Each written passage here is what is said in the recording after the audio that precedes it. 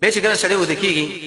اهل علم فرمایي نو په دې کې سنت طریقه دا چې ماقام اذان وسه سړی ودني شي ځکه رسول الله بد امانه غړاله امام بخاری سے فرمایي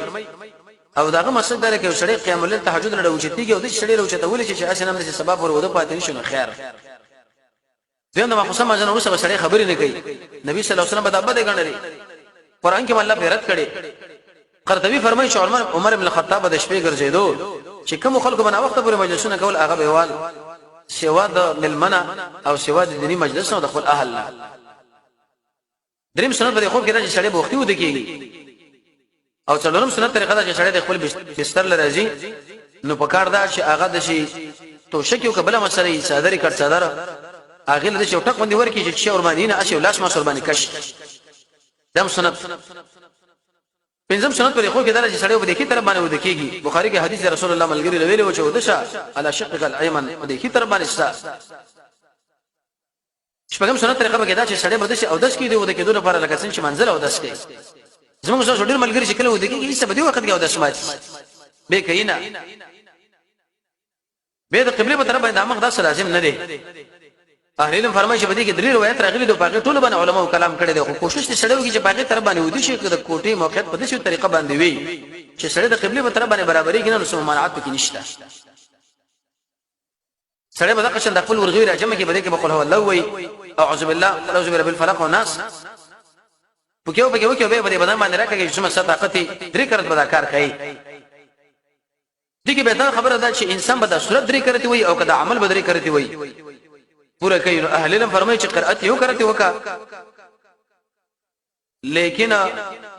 دا پوکې کول او دا مسه کول دا به درې کرت پر بدن باندې سنت طریقه ده لکه د عائشہ رضی الله عنها روایت نقل لې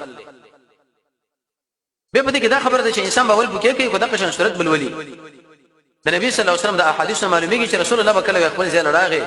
اول به د رسول راجمه کړ پوکې به کې وکي دغه نه ورسه به قرأت وکي ډېر خلک قرأت وکي ورسه به پوکې کوي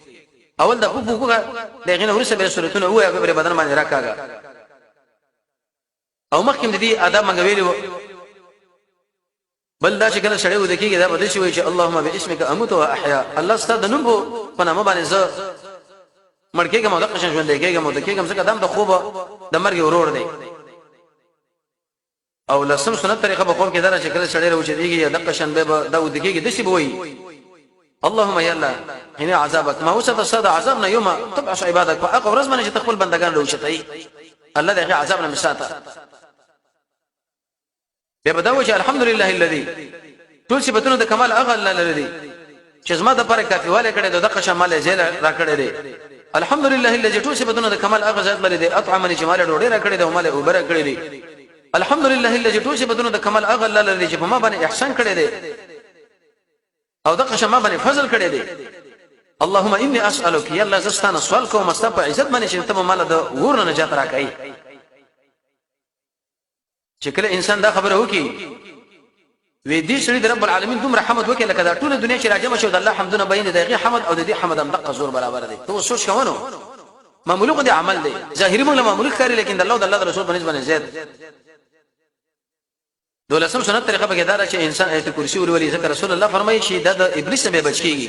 بخاری کې مشهور حدیث دی بعض خلک ته به حدیث باندې کلام کوي چې شیطان څنګه د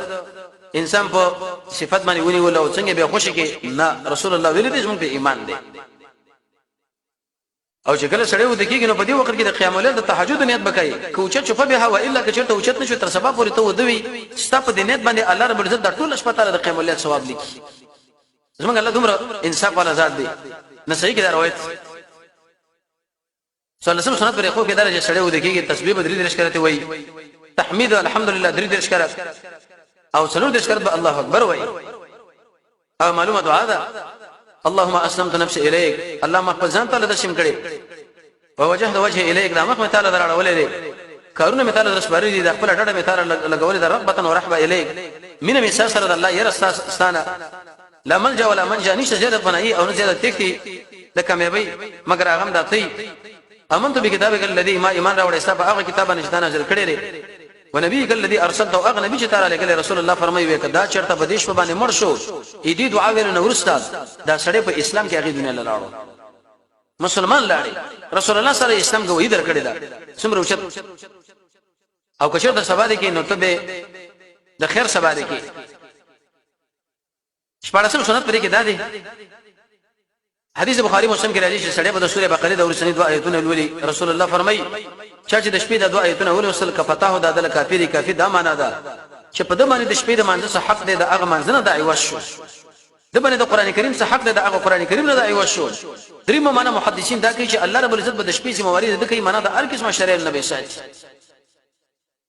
ولا سمع د پکې دا دی حدیث ابو داود کې راځي ويزعو يده اليمنى دا کله بکید د خپل اننګي او غمبر لاندې په دې کیفیت اتلسم سنت طریقه به دا ابو داود کې حدیث رسول الله فرمایي و چې کوم سره د شپې سملي نو هغه قل یا الکافرون او وي ځکه به دې کې د شرک نه براءت ته کتم مرشي مؤمن اغیدونه لاړې دا څومره کې سائل جنا